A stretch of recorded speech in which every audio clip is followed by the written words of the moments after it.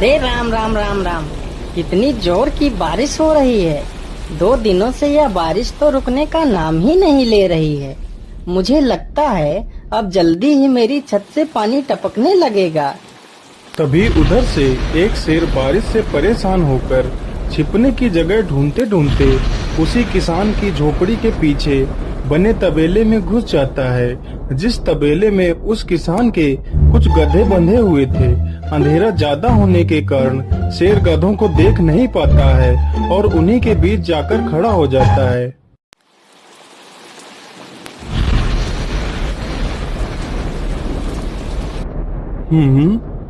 यहाँ से तो किसी मनुष्य की आवाज आ रही है। चलो चुपचाप बैठा रहता हूँ। जैसे ही यह आदमी मेरे करीब आएगा मैं इसे खा लूंगा। हाय हाय हाय, यह बारिश कब रुकेगी? ऊपर से यह टपका भी आ गया। अब मैं क्या करूं? इस टपके से कैसे बचूं? इतना तो डर मुझे शेर और बाघ से भी नहीं लगता है जितना डर मुझे इस टपके से लगता है। अरे यह टपका कौन है? मुझे लगता है यह टपका तो मुझसे भी ज्यादा खतरनाक है। अभी तो यह आदमी शेर और बाघ से ज्यादा इस टपके से डर रहा है। चलो जल्दी से मैं यहाँ से निकल लेता हूँ, नहीं तो कहीं टपका ने मुझे देख लिया तो मेरी खैर नहीं। ओहो, अब मैं इस टपका से कैसे बचूं? चलो जल्दी से मैं अपनी मौसी के घर चला जाता हूँ।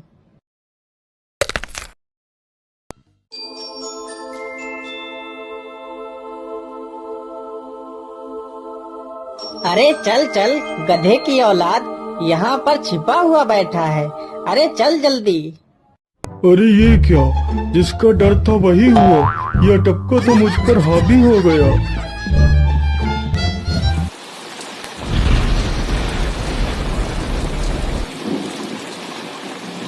कैसे बचूं? कैसे बचूं? इस टपका से मैं कैसे बचूं? हे भगवान मेरी सहायता करो, मुझे इस टपका से बचाओ। मैं आज के बाद किसी प्राणी को नहीं मारूंगा। मैं मांसाहार छोड़ के शाकाहारी बन जाऊंगा। भगवान मेरी रक्षा करो।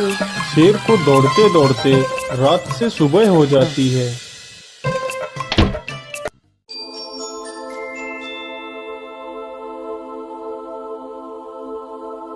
अरे देखो देखो, यह तो शेर की सवारी कर रहा है। अरे हाँ, सच में ये तो शेर की सवारी कर रहा है। इसे तो डर भी नहीं लगता है। अरे उधर तो देखो जरा, यह आदमी कितना बहादुर है। यह आदमी शेर की सवारी कर रहा है। जिस शेर को देखकर हमारी धोती आगे से गीली और पीछे से पीली हो जाती है, यह तो उसकी सवारी कर रहा है। ये गांव के लोग भी ना पागल हो गए हैं जो इस गधे को शेर। अरे बाप रे, यह तो सच में एक शेर है। हे भगवान मेरी रक्षा करो, शेर तो मुझे खा ही जाएगा। राम राम राम राम राम, अब क्या होगा? इस शेर से कैसे बचूं? अरे यह तो एक बरगद का पेड़ है। यही अच्छा मौका है, जल्दी से इस बरगद की जड़ पकड़कर ऊपर चढ़ जाता हूँ।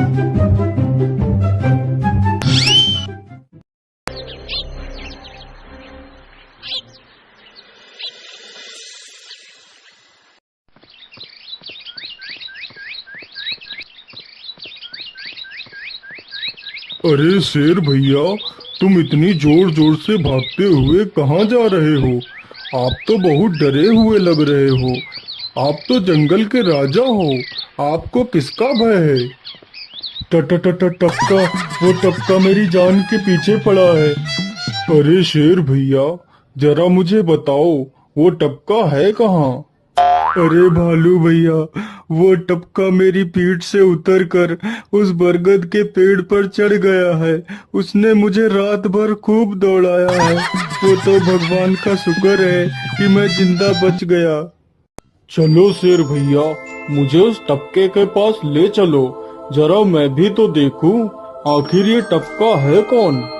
अरे नहीं भालू भाई, बड़ी मुश्किल से तो मेरी जान बची है। मैं अपनी जान फिर जोखिम में नहीं डालूंगा। तुम्हें जाना है तो जाओ। अच्छा अच्छा, ठीक है शेर भाई, तुम यहीं रुको। मैं अभी बरगद के पेड़ पर देखकर आता हूँ। आखिर ये टपका है कौन? जाओ जाओ बच्चू, जब वो टपका तुम्हारे ऊपर हावी होगा तो पता चलेगा।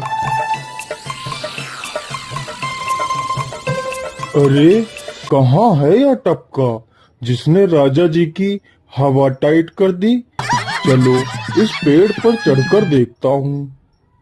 अरे बाप रे बाप, शेर क्या अकेला कम था, जो ये भालू भी आ गया। मुझे लगता है कि आज मेरी मौत निश्चित है। भालू पेड़ पर उल्टा होकर चढ़ने लगता है। तभी किसान और तेज से कांपने लगता है।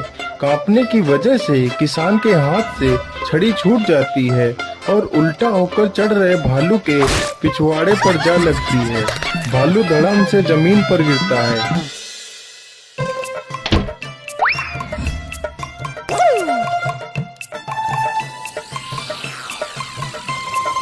मुझे लगता है अब शेर और भालू दोनों भाग गए हैं। चलो अब जल्दी से यहाँ से निकल लेता हूँ।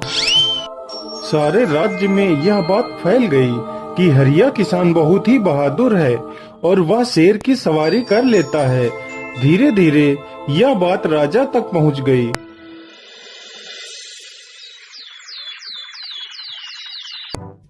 महाराज, क्यों न हम पड़ोस के गांव से हरिया किसान को बुलवा लेते हैं। वह बहुत ही बहादुर है। उसके बहादुरी के चर्चे तो पूरे राज्य में हैं।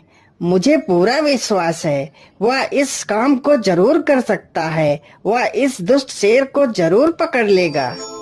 सैनिकों, हरिया किसान को आदर पूर्वक हमारे दरबार में पेश किया जाए। महाराज, आपने हमें याद किया। बताइए क्या बात है। मालिक, हमसे कोई भूल हो गई क्या मालिक? नहीं नहीं हरिया, तुमसे कोई गलती नहीं हुई है। यह कुछ लोग पड़ोस के गांव से आए हैं। इनका कहना है कि इनके गांव में कोई दुष्ट शेर आ गया है जो इनके पशुओं को उठाकर ले जाता है और उन्हें मारकर खा जाता है। हमने तुम्हारी बहादुरी के बहुत सारे किस्से सुने हैं। तुम बहुत ही बहादुर हो, इसलिए मैं तुम्हें उस शेर को पकड़ने की ये जिम्मेदारी सौंपता हूँ। अरे बाप रे बाप, उस बार तो मैं शेर के हाथों बच गया था, लेकिन इस बार मैं नहीं बचूंगा। अगर मैंने महाराज को सच सच बता दिया तो झूठ बोलने के जुर्म में मुझे फांसी पर ही चढ़ा देंगे। अरे हरिया, तुम मन ही मन क्या बड़बड़ा रहे हो? कुछ नहीं महाराज, कुछ नहीं। मैं सोच रहा था कि मैं शेर को कैसे पकड़ूं। ये लो हरिया, कुछ स्वर्ण मुद्राएं रख लो, ये तुम्हारे काम आएंगी। क्या करूं, कैसे पकड़ूं उस शेर को? ये महाराज ने भी मुझे कैसी दुविधा में डाल दिया है। क्या करूं, क्या करूं? हाँ, मिल गया। फिर हरिया बाजार से एक रस्सी और एक जाल तथा एक बकरी खरीद कर लाता है। चलो जल्दी से, मैं यहाँ पर एक गड्ढा खोद देता हूँ।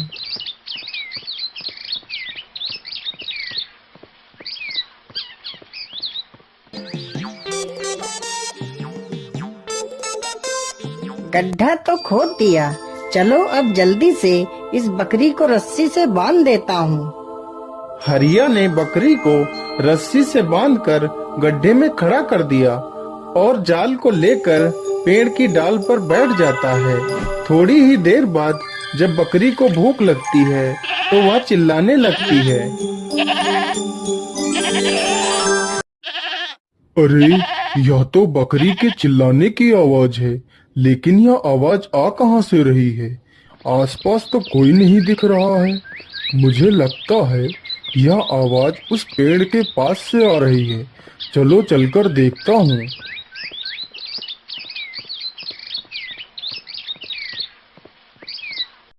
अरे वाह, आज तो शिकार मेरे पास खुद चलकर आ गया। शेर तुरंत ही बिना देर किए हुए गड्ढे में छलांग लगा देता है। तभी किसान तुरंत ही बकरी को ऊपर खींच लेता है और जाल को गड्ढे के ऊपर गिरा देता है। शेर गड्ढे में ही फंस जाता है। यह देखकर गांव के सभी लोग बहुत ही खुश हो जाते हैं।